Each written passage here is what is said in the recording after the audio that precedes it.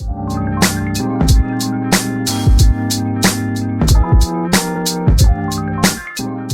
everyone, and welcome, welcome, welcome. Welcome to the Queens County section of the National Council of Negro Women. We have our MC for tonight, who's going to be Miss Blossom Ferguson. And Blossom, if you're ready, you can take it away. Okay, thank you so much, Tony. Good evening, everyone. And again, I will say welcome to NCNW Queens County Section Economic Development, Empowerment and Entrepreneur Committee virtual presentation, the Jamaica Plan, the who, the what, the where, and when. What does this plan mean for our neighborhood? I am Blossom Ferguson, co-chair of the committee and the MC for this evening. Few housekeeping.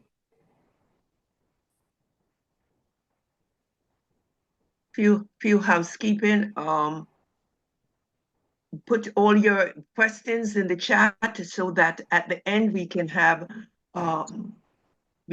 acknowledge it, okay? Thank you so much. Now, as our program begins, let us center ourselves and invite the presence of the Lord in our midst. World peace. World peace begins with each of us. I imagine and hold the highest vision of a world at peace, where kindness, compassion, and understanding among all people prevails. In our quiet time, let us visualize everyone having easy access to everything they need to live at peace. Let us commit to being an agent sent on a mission to represent or advance the interests of others. Being that angel of peace in our homes and community. In the stillness of our souls, we listen for guidance and then go forth to do what is ours to do. We must continually ask, how can I be present of peace? How can I be a presence of peace? Instead of focusing on what is wrong, let us give our attention to life's affirming thoughts, creative ideas, and ways we can be an instrument of peace. Our thoughts, words, and deeds should be peaceful. Bringing peace where you go. With the light of faith, we affirm, peace be still.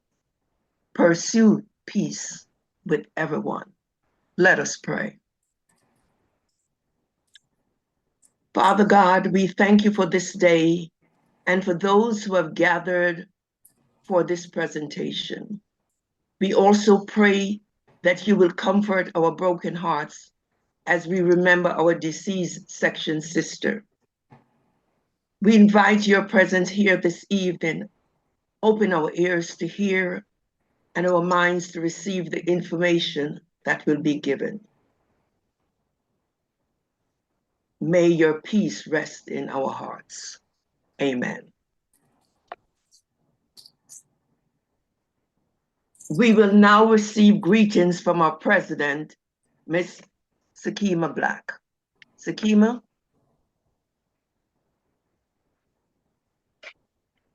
Got it. Thank you, Blossom, for introducing me, and thank you, everyone that's here this evening. Welcome, our Jamaica family.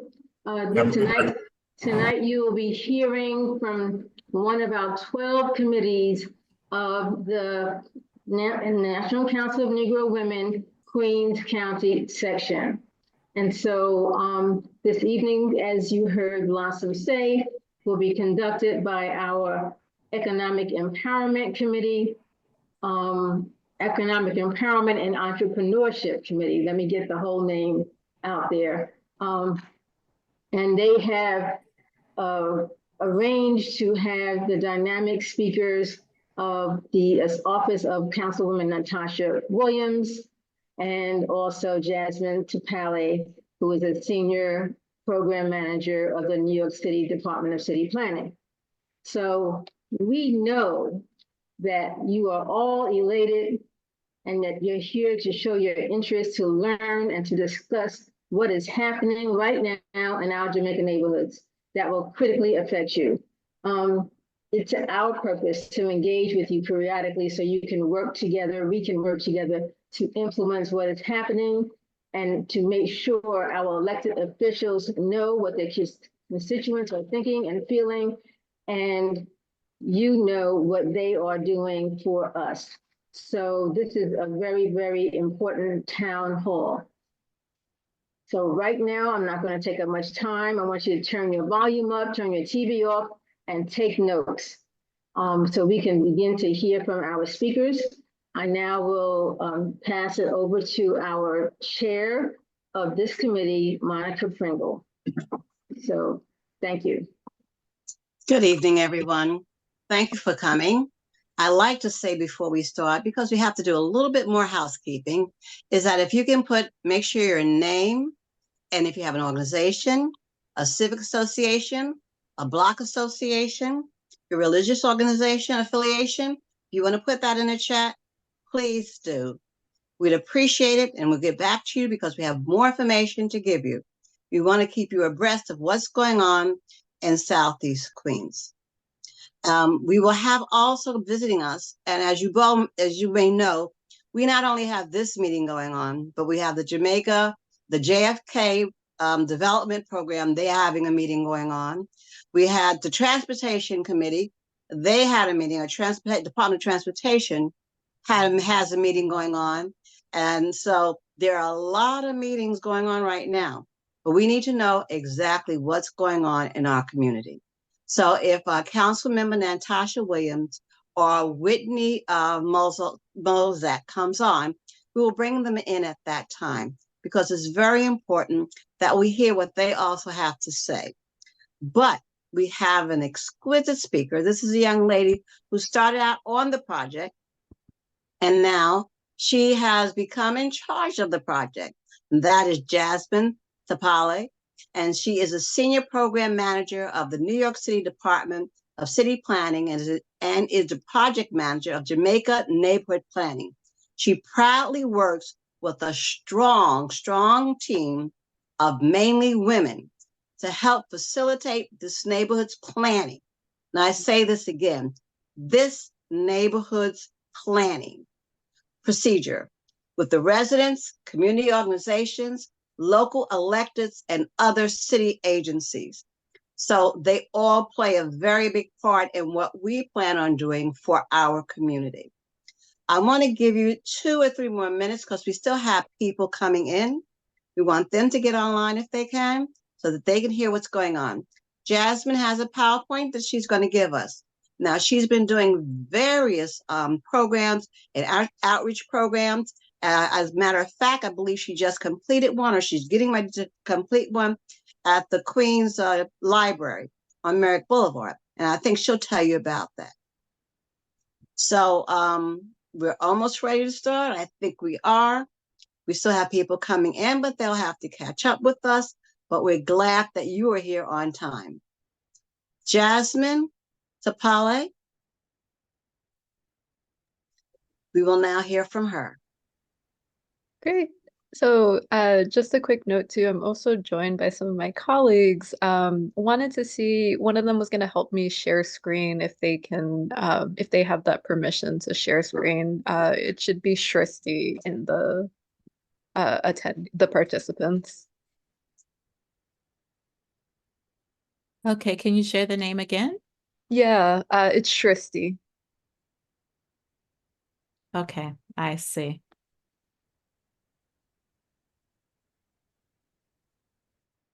I've made her the co-host, so she should have the ability to share her screen. Thank you very much. Shristi, whenever you're ready, feel free to share the screen, and Monica can let me know when we have the green light.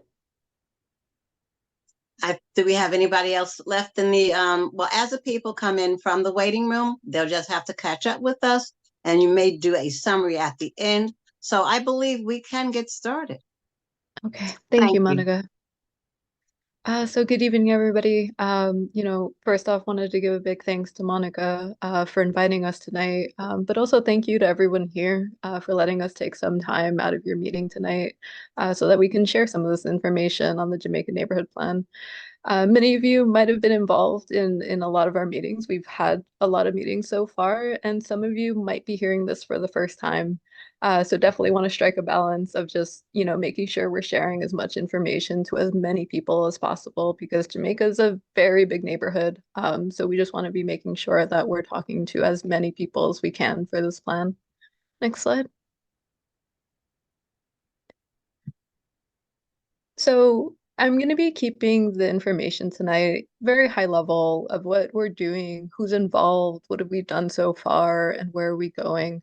We will have some time at the end to answer questions and just have a conversation around this process. So we'll definitely make sure to leave some time at the end for that.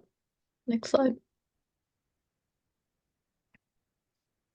So like Monica mentioned, we're from the New York City Department of City Planning. If you're not familiar with us, we're one of just dozens of city agencies like the Department of Buildings, Transportation, Housing Preservation and Development, etc.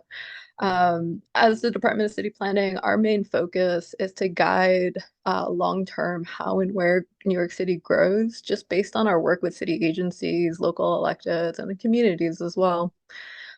So more specifically, this is the team that I work with. I think Monica had mentioned this, but I also want to stress that like we really work with an incredible team of mainly women through this neighborhood plan. Planning has been a historically male-dominated field, so I'm pretty proud that like our team is mainly a really diverse set of women with diverse perspectives. We're all here to facilitate this process. And of course, we may understand kind of like our jargon, but we really rely on like all of your expertise to better understand and guide this entire process. So just want to keep emphasizing that this is really about what we're hearing from everyone else, and we're just mainly facilitators in this process. Recording in progress. Yep.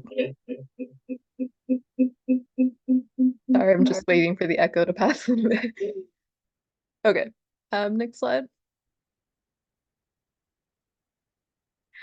So just, what is the Jamaica Neighborhood Plan? It's a process to plan for the future of Jamaica. Jamaica has a really long planning history, including like the 2007 rezoning, which I'm sure many of you are familiar with, the Jamaica Now Plan, and just funding from the state. But we've heard from just so many very civically minded residents in this neighborhood and elected officials that they just want to continue to shape investment and improvements in this neighborhood. So as Jamaica continues to grow, we want everyone to think about how can we strengthen um, what can we strengthen in this neighborhood since there's just so many things that people really value in Jamaica, and also think about just long-term issues in the neighborhood that still need to be addressed. Next slide. So I'm going to walk through this diagram a little bit. This is just an outline of this process of the neighborhood plan, showing kind of like the start and what are some of these outcomes for the neighborhood plan. So just starting from the left, we officially kicked off the Jamaica Neighborhood Plan last May, so May 2023. But this process really started way before then. And it's just been, a combination of just learning from our past planning work, and also just hearing from communities about the challenges, both new and old, that were coming up. So we spent a lot of time at the beginning of this process just gathering data, talking to other city agencies, and just understanding who we need to talk to in this neighborhood at the very start of these processes. So as we started, after we kicked off this meeting and kind of did some initial, better understanding of just Jamaica today, we held a big public meeting in September to essentially work with the community to create what we call vision and goals. We essentially use these, and I'll show them in a little bit in a few slides, to help guide kind of like what direction do we want to take this project in, what values should we really be making sure guide all of the projects we want to all the projects that the community wants to put forth and just all the ideas coming through this plan. And so shortly after, based on everything that we've heard so far, we created a list of initial, what we call draft strategies, and an initial draft zoning framework. And this is where we are in this process. I think I usually tell people that like we're an agency that really loves drafts. And so we've been sharing these drafts with everyone. So for example, Monica had mentioned an event that we had did at Queens Public Library. That was back in March where we had shared those draft strategies. Uh, Anyone who came to the library got a chance to actually even edit our draft strategies live on those boards. We also had the like just a very initial sketch of a zoning framework that was back in February. And all these are still getting like refined and updated just based on more conversations that we're having. Even conversations like today is just going to continue to like refine all the work that we're doing. So the thing I mainly want to emphasize through this diagram right here is just that we're still in the middle of this process. So like no decisions have been made about kind of like what's going into this plan. We're still learning from you all about what should go into this plan. Even though we've heard so much, again, like emphasizing that Jamaica is such a huge neighborhood. I always meet people who are learning about this for the first time. So it's amazing to like continue to learn so many different perspectives, and where we should be taking this plan. And again, like guiding the future for Jamaica. Next slide. So since the start of this process, we've been working with a steering committee, which includes the National Council of Negro Women, which Monica um, diligently attends all our meetings. Our committee is a mix of like local organization, elected officials, faith-based organizations, and small businesses. We also work with many city agencies to help coordinate their services and programs here in Jamaica. Again, like our us as the Department of City Planning, we have this main focus of just like essentially like facilitating this entire process. So we're really having to work with so many different groups in order to like again get everyone into a place where we can create a neighborhood plan together. Next slide. And so I think I mentioned we had officially kicked off this process last May. We spent the entire summer going out to different tabling events in Jamaica. I think one of the main questions we really asked around that time, or like the two main questions we asked, is just what do you love about Jamaica? And also, what do you want to see for the future of Jamaica? During that time, we also released a survey asking very similar questions. And again, like trying to better understand like what really is that vision that the community wants to create for the neighborhood for the future. We got about 1,128 surveys through that, with big thanks to our steering committee. And I'm sure Monica had also shared that survey with many of you as well. That led into our public kickoff meeting, which again, we had created draft vision and goals through there.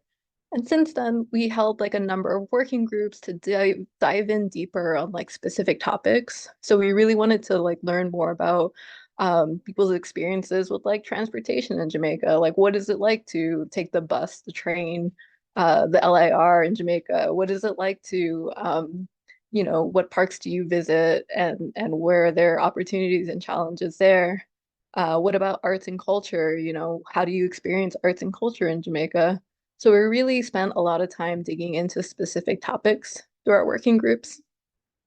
And then since then, we decided to host like more focus groups. We really wanted to make sure that we're getting diverse perspectives through this plan. So for example, we held a focus group with the Bengalis Ladies Club to, again, like get more non-English speaking voices through this neighborhood plan. We also hosted a youth summit, again, to like get younger voices through this plan since there's so many schools in the neighborhood. And many of these young people are going to grow up and be the future of the neighborhood. So we wanted to make sure their perspectives was getting added to the plan. Shortly after, we held a working group summit, which again, I hope many of you were able to attend, and I know some of you might have not been able to attend, where we started talking a little bit more about these draft strategies. We talked about that initial draft zoning framework. And then recently we held that library exhibit. It was earlier in March. We spent a whole week out in the neighborhood, just again, like having this interactive display where people can actually edit our draft strategies to help us continue to refine what's important, what should we put forth through this plan. Again, this is just kind of an overview of some of the things we've done so far, but that doesn't mean that there's still so much left to do, and just more opportunities are going to come up to continue to engage in this process. Next slide. And so I think I've talked and touched on this a lot, but wanted to share the draft vision and goals that we created at the start of this process, because we've been really using this as kind of like our North Star and how to guide this project.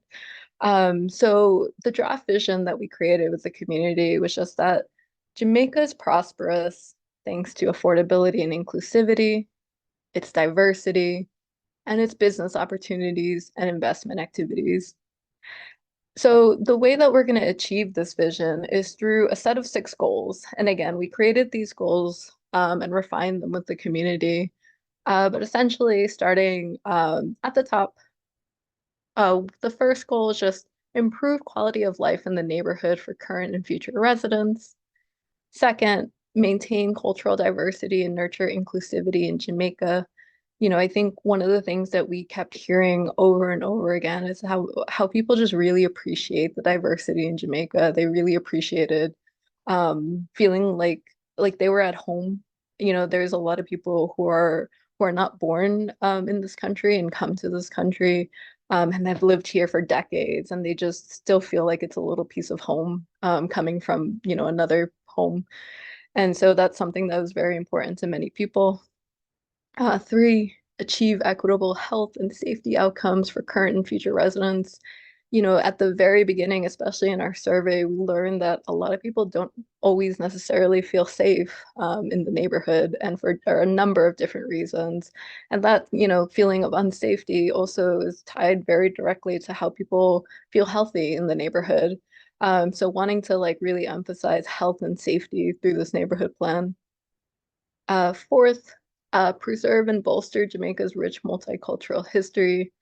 We heard so much about just, Jamaica has such a rich history, and many people really value that history. So wanting to make sure that there are ways to celebrate that through this neighborhood plan. 5th, create a climate resilient and environmentally just Jamaica.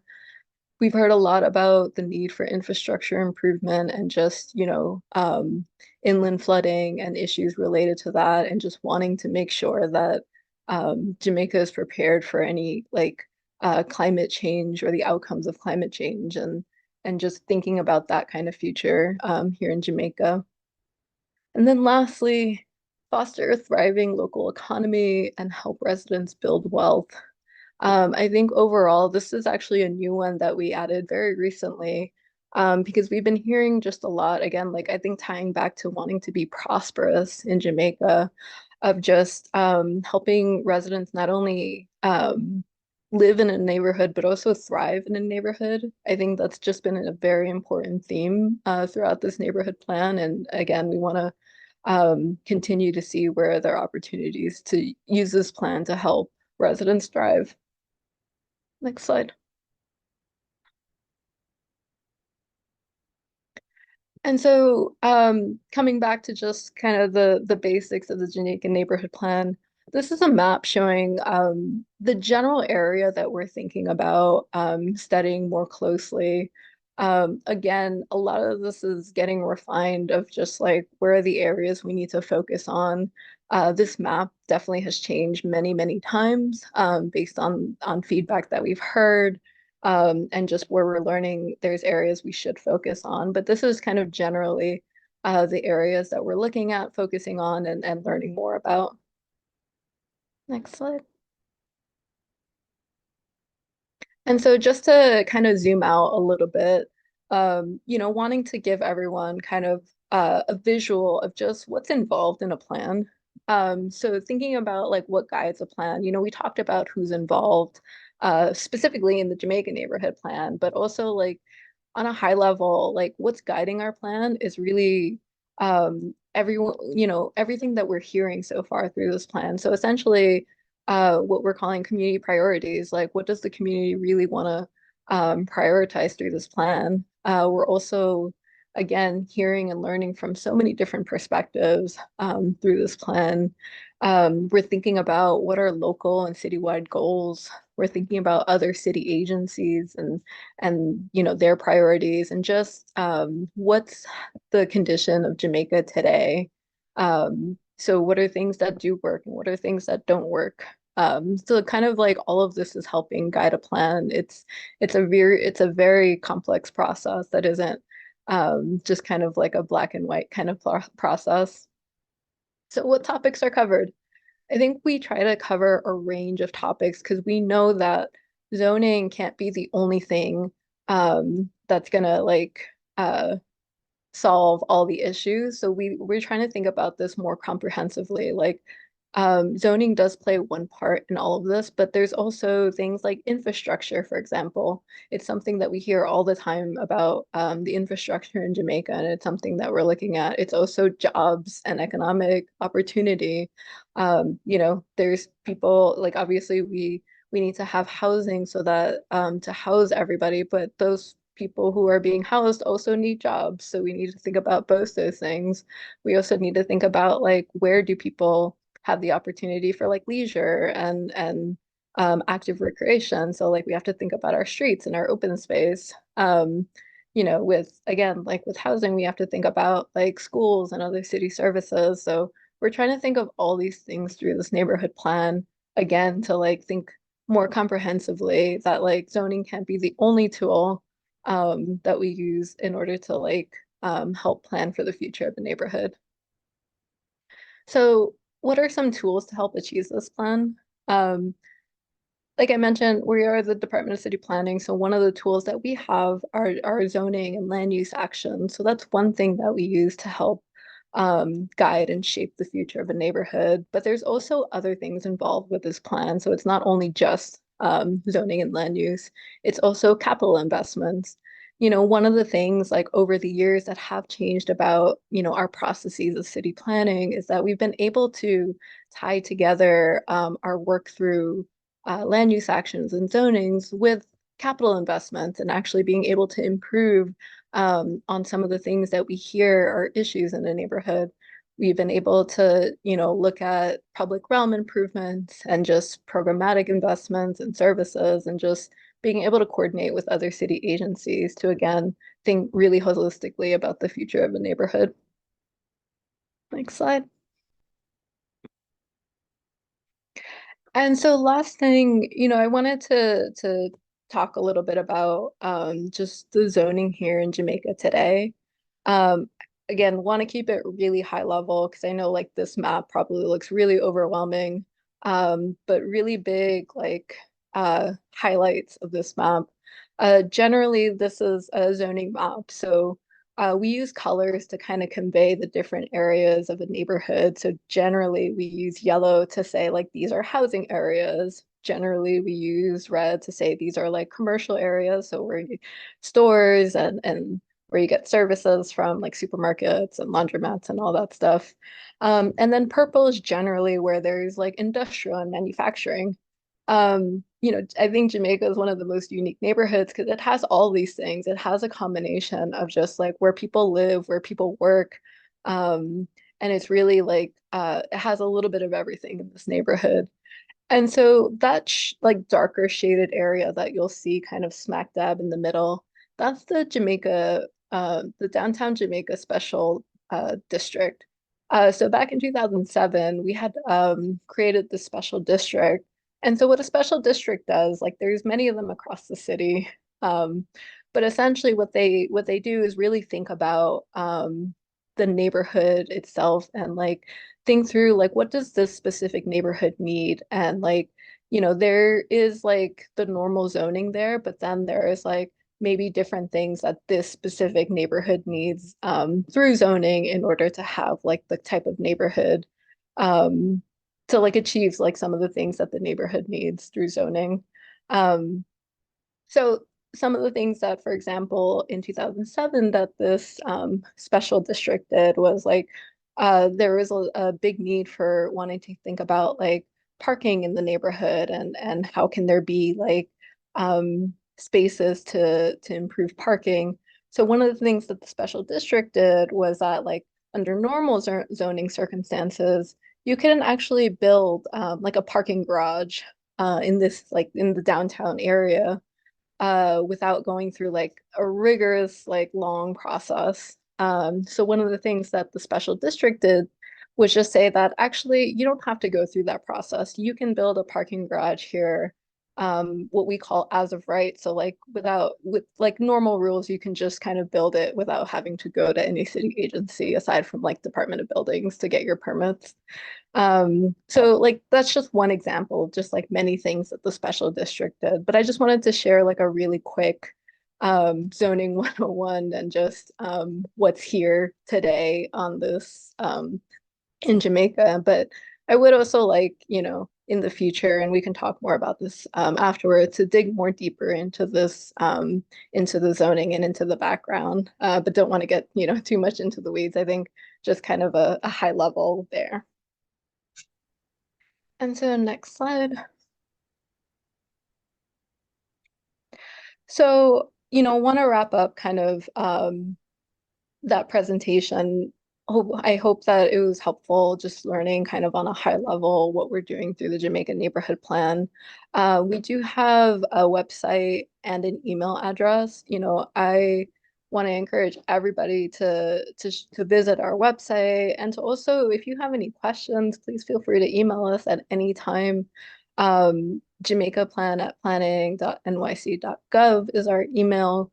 And we want to make sure that we're engaging with people with how it works best for you.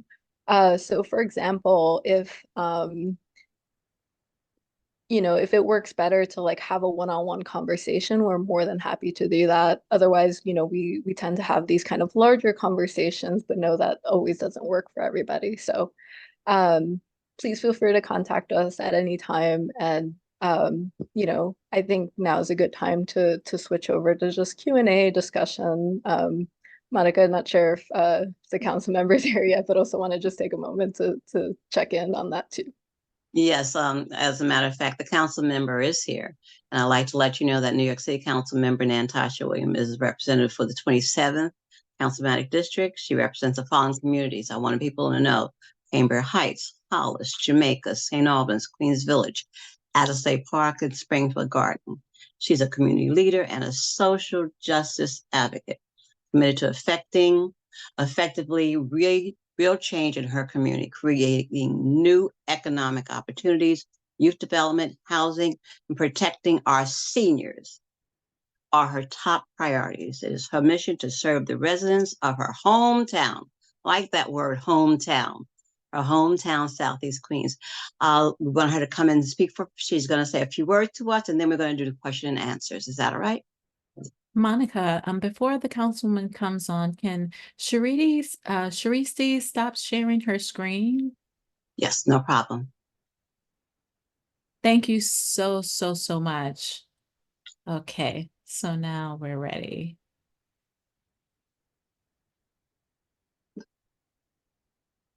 Hello, good evening, everybody. Happy to be here. It's a very busy day. I just left an event in the council chamber, so I apologize for my outsideness, but nonetheless, fully present in this Zoom, and really want to thank Ms. Pringle for hosting this session for NCNW.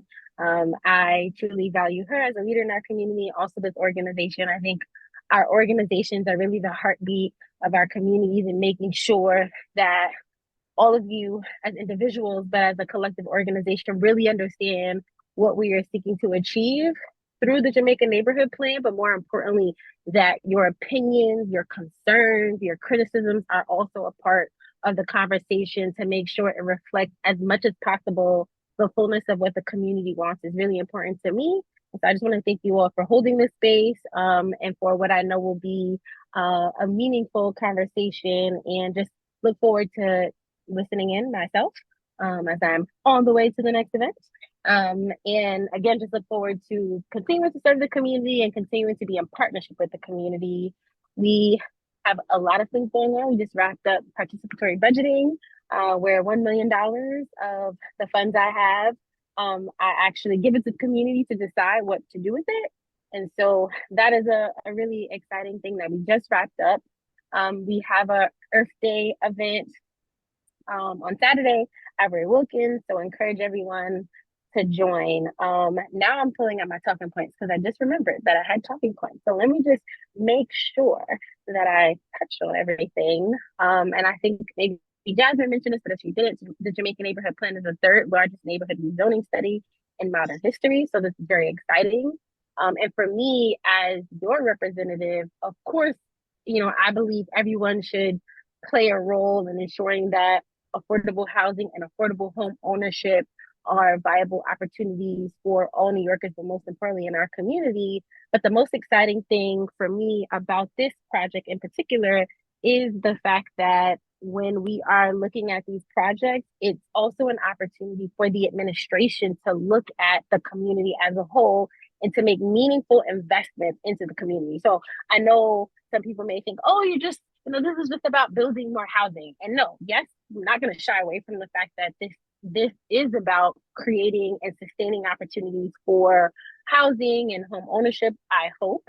But more importantly, it's about looking at a community as a whole, a comprehensive plan for the community that not only includes housing, but also includes public safety. It also includes public realm. It also includes economic opportunities. It also includes education. It also includes other infrastructures. I say this is about social infrastructure, but also physical infrastructure in our community. And so, again, I believe Jasmine touched on this, but we have been working really hard to conduct surveys, currently in the process of drafting various reviews for feedback. But once again, I'll just close there. I'm really excited to listen into the conversation, to hear your feedback, good, bad, indifferent, and just really look forward to continuing to work with this organization and the community at large to make Southeast Queens, as I say, even better than what it already is. Because I believe we have a great community. I just want to make it even better.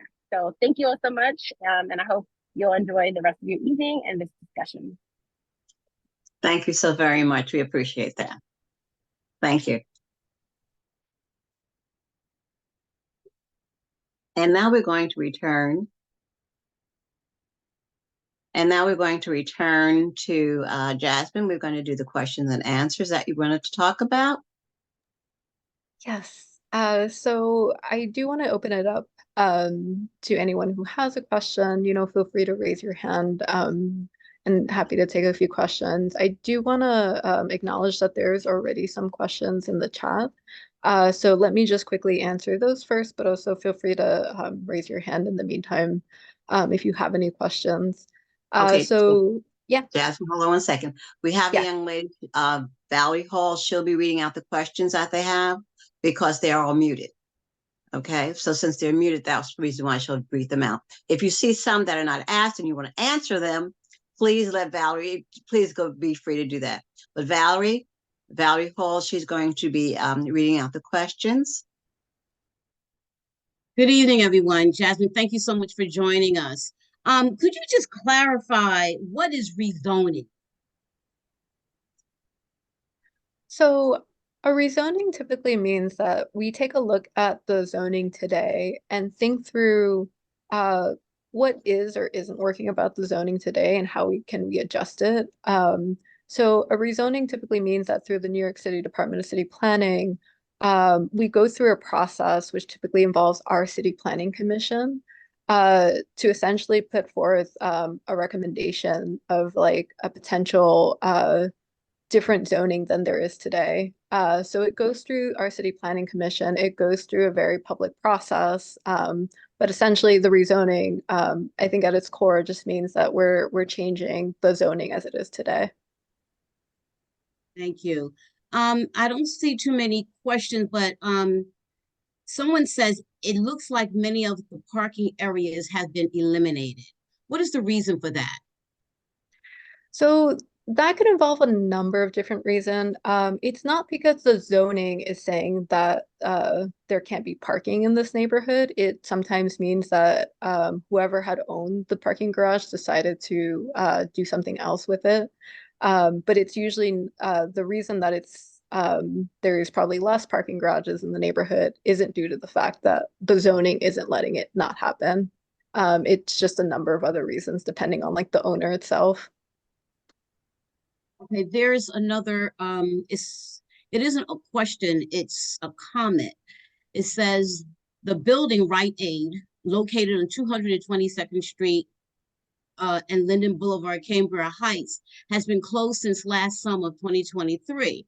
And in February 2024, this building was bought for $5 million. And according to the New York City Department of Buildings website, the new owner property has filed paperwork to do transitional housing at that location.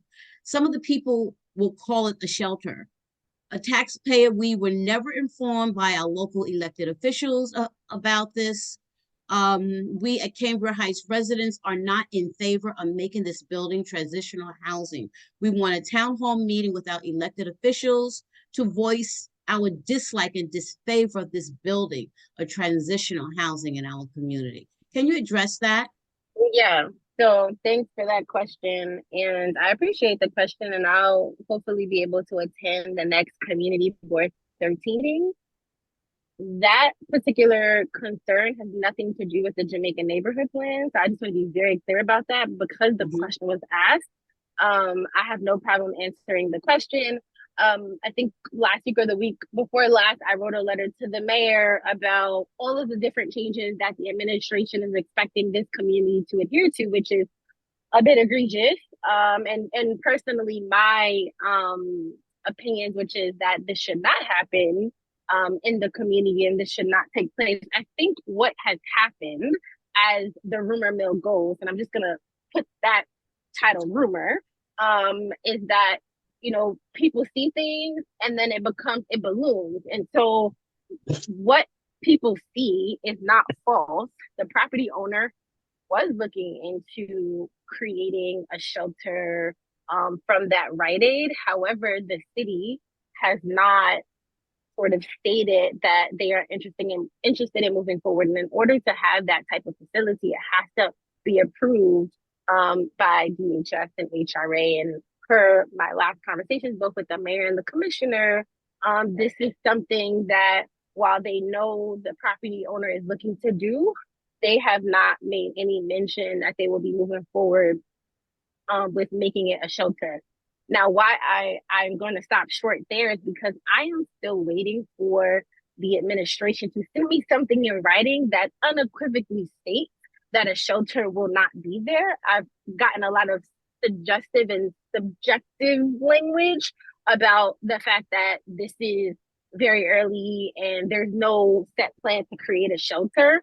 I think what took place is a very eager property owner going sort of putting the cart before the horse, which has caused sort of a frenzy within the community. So looking forward to having further discussion and also looking forward to getting something in writing from the administration so I can definitively say that it won't be a shelter. But I am not a person that is going to tell you one thing and switch it up.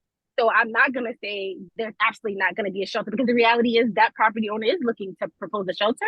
But as far as I know, there has not been an official application that has went in to make it a transitional facility. I know he put in building permits, but no official application has been submitted to the agency that permits transitional housing. And again, per my conversation with the administration, it does not seem likely that this would take place. But I stopped short there again until I get something in writing from the mayor's office that says unequivocally that won't be the case. So thanks again for the question. Thank you so much. There is another concern about affordable housing in the community. Many of the apartments are very expensive. So how is that affordable? I don't know which apartments you're talking about, and I'll let Jasmine speak in a second, but some of the buildings that went up before my time were market rate buildings.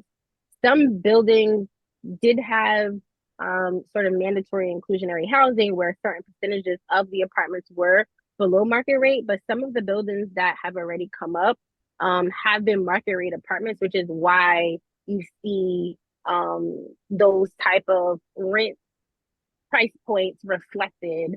There are some affordable housing units, which then gets into another issue that I don't want to go down a rabbit hole about, which is the lottery, which is also a problem. But I just think it depends which building you're talking about, because some are market rate and some do have certain percentages, and some are fully affordable with higher percentages of affordability within the building. And Jasmine, I know you wanted to add something. No, thank you, council member. I think the only thing I'll add to that is just that, generally we're in a housing crisis. It's not something that's just affecting Jamaica, it's affecting like the entire city.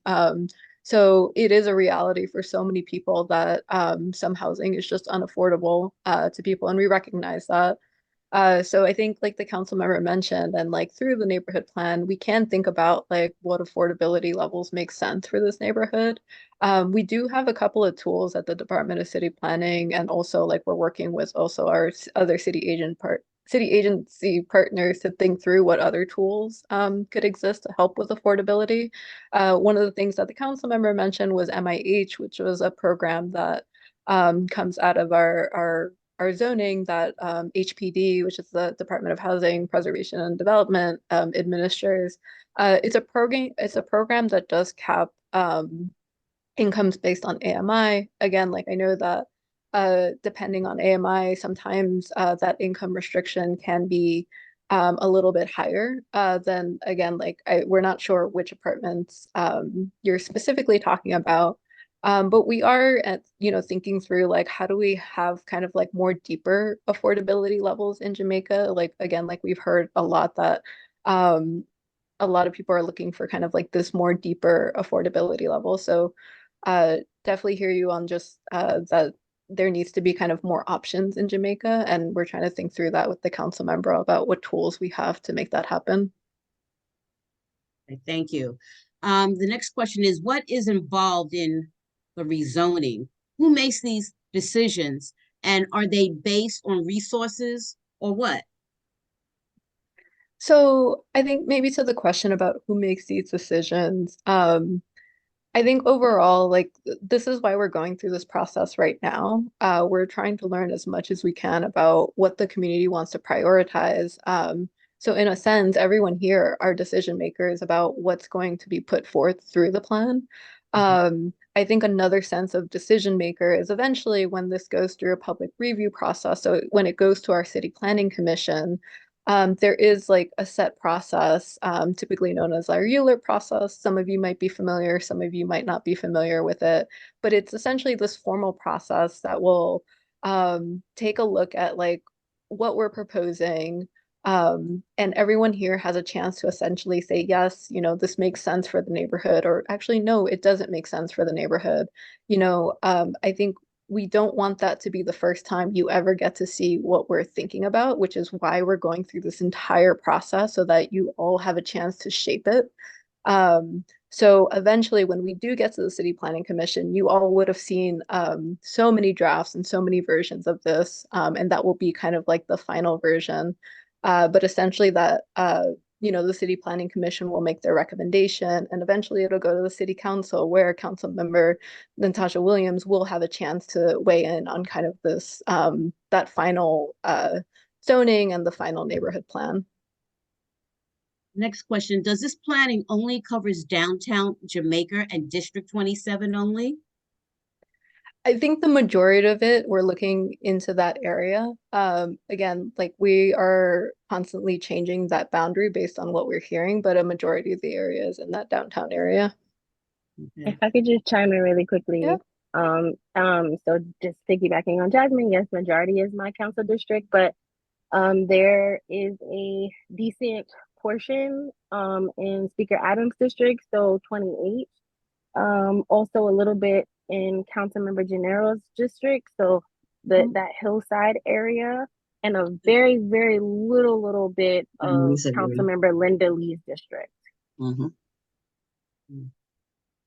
next question, will a hospital be included in this planning?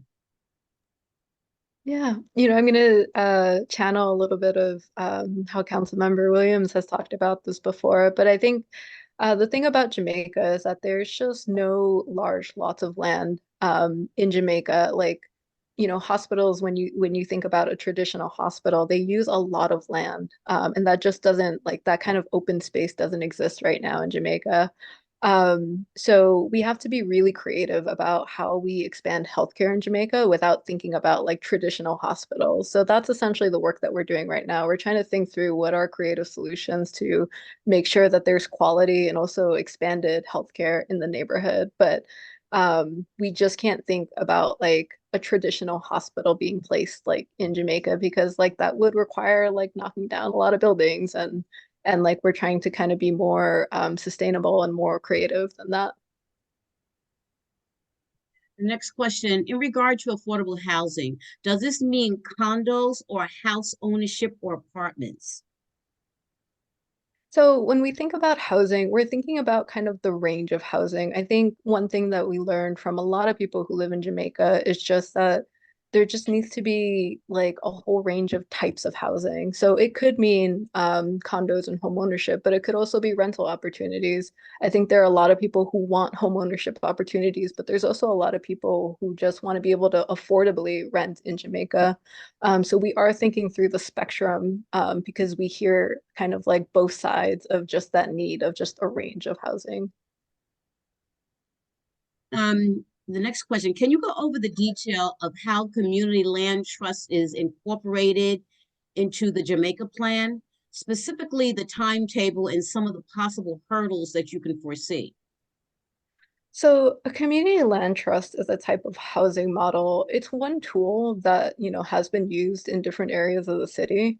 It's something that we can explore more, but we just haven't thought through that just yet. Since we're still in the middle of the process, it's good to hear that there's interest in community land trust here in Jamaica and would love to learn more from everyone to see what, that model could potentially, what opportunities for a model like that in Jamaica could look like. Okay, all right. I think this might be the last question, but it says the question is, they feel that this affects the quality of life. And the question is, there is way too much congestion of buses parked on side streets, taking up parking spaces throughout Jamaica. Not enough robust spaces and options for seniors, while other neighborhoods have more appealing options. How is this being addressed? So we are working closely with the Department of Transportation to think through what's the balance between, Jamaica is such a major transit hub, but we also know that a lot of people in Southeast Queens drive. And I think it's such a delicate balance that we're trying to think through like this balance and just like those competing uses on the road. We know that it's not easy and it hasn't been easy for a lot of people. Again, like there's so many people who drive and there's so many people who take the buses. It's a really delicate balance that, we're still gonna continue talking with Department of Transportation and learning more from them. But it would also be great to learn more about kind of like what are these appealing options in these other neighborhoods? I would really love to learn more about that, and especially when it comes to seniors. Okay. The next question is, what is the rezoning plan for Cambria Heights? And for those who don't live in the into the zoning areas that you're talking about, what's happening to the other areas? How will this be affected? So, we're really looking, like Councilmember Williams mentioned, we're really looking at kind of like this downtown area with some areas like up by Hillside and kind of these like really main corridors down like Guy Brewer, Merrick Boulevard. One of the biggest things that as we were going through this process was that we really wanted to be respectful of like our one family, two family districts. So we don't want to touch the zoning there at all. So I think just to, be fully like transparent, there is no rezoning happening in those, especially in like the single family, two family home district areas like Cambria Heights. However, the pitch that I want to make about kind of like why we're focusing more on like this downtown area and how like why somebody who lives kind of in these outer areas should care about what's happening in downtown Jamaica is just that anything that happens there really does affect you. You might have children who travel through Jamaica to get to school. When we were talking to the young people, we had learned that many of them live in these outer neighborhoods like Cambria Heights, who live like in Addis-Lay area, and they travel through Jamaica to get to school. And many of them had so much to say about just like their experience traveling through Jamaica and what that's like. So you may have kids that this would very much impact them. You might again, yourself travel through Jamaica to get to work. You might take like that downtown, the E train that gets you into like the city. You might take the LIR. So, this idea that like, even though we're not touching your neighborhood specifically, definitely want everyone to stay involved because like what happens in that part of Jamaica still is going to affect many people, and your experience going through that neighborhood. Okay. Another question is, will my property taxes be affected as a homeowner? So this was actually something I recently learned again, like through this research of going through this process. What we do with zoning does not affect property taxes. So property taxes is a very complex system, but there are set rates that happen every single year. And it's mostly tied in the city council. So I don't know if Councilmember Williams can talk more about it now or at a separate time, but uh, when a rezoning happens, it does not trigger anything for the Department of Finance for like a single family home or just homes in general. So yeah. Okay. Will the commercial strips on Linden Boulevard be rezoned for residential or mixed use buildings? We're still thinking through kind of our zoning. Right now we kind of just have general concepts of what we're thinking about zoning, but I'd have to take a look back to see kind of what our concepts were for Boulevard. We haven't fully decided anything just yet, but we could talk more just about what's needed on Linden Boulevard to see like how can zoning support some of those needs. Okay. And I have one last question. What went into the decision of which areas were chosen for rezoning? So I think a lot of that decision, and I had mentioned this earlier, a lot of the decision kind of started a very long time ago. A lot of it is building off the original 2007 rezoning we did back in 2007, and thinking about just like what worked during that time, what didn't work. Then we started kind of expanding the area based on, things that the council member really wanted to prioritize. We started expanding the area based on conversations we were having with different faith-based organizations who really wanted to think about how they could help the community through development. It's been a range of different conversations that we've been having that shaped our boundary areas, but that's kind of like a few things that have started helping us choose kind of these areas that we want to focus in on. Thank you. That was the last of the questions.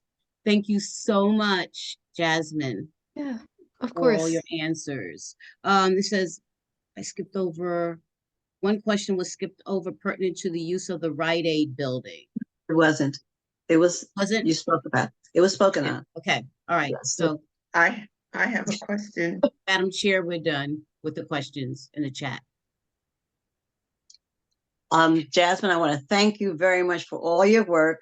You and your team have put in a lot of work. And I've been there to many of your workshops and focus groups and what have you, and you're doing a good job. But we, as a community, we have to stay vigilant. To the council member, Councilman Williams, we appreciate you coming on because I know you had a very, very busy day, and I know you still have a busy night. And I'd like to say hello to our former councilman, the Honorable Ijanique Miller, who came on. Thank you, sir, for coming on. We appreciate you joining us.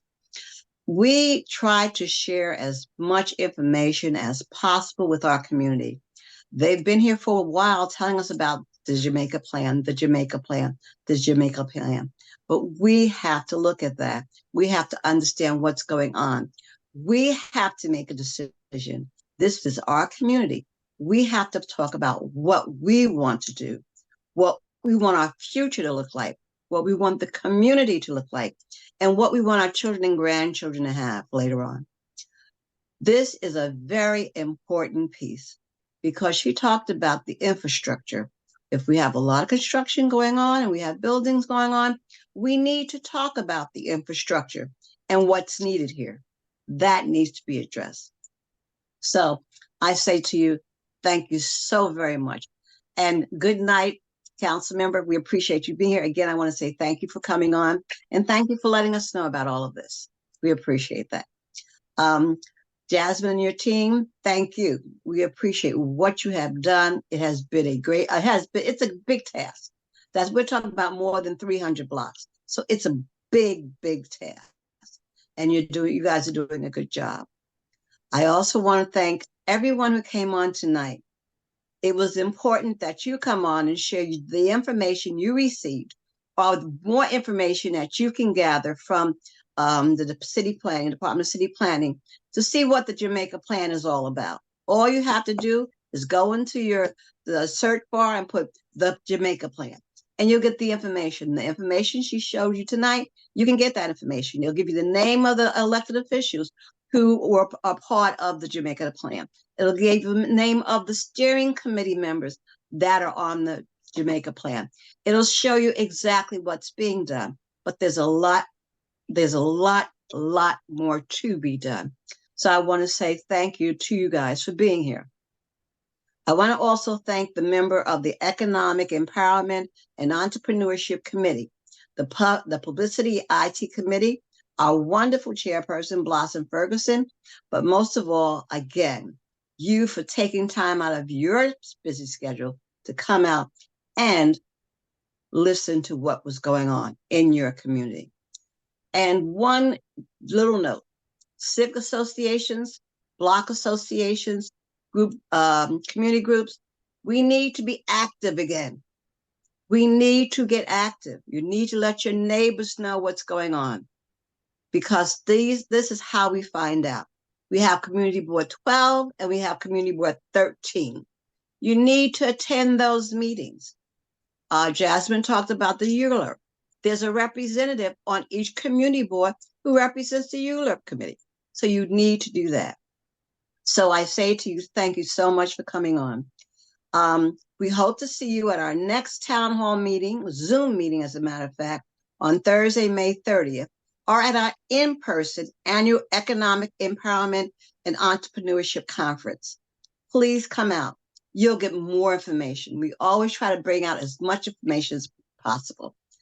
And now we would like some closing remarks from Madam Vice President Deborah Wallace.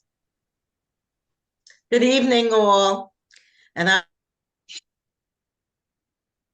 would like to thank our council member, Natasha Williams, and Ms. Jasmine Tapali from the Department of Planning for a wonderful presentation. It's very informative, detailed, and it really motivates the activism within us as a community to stay involved, stay focused, so that we know what's going on in our community.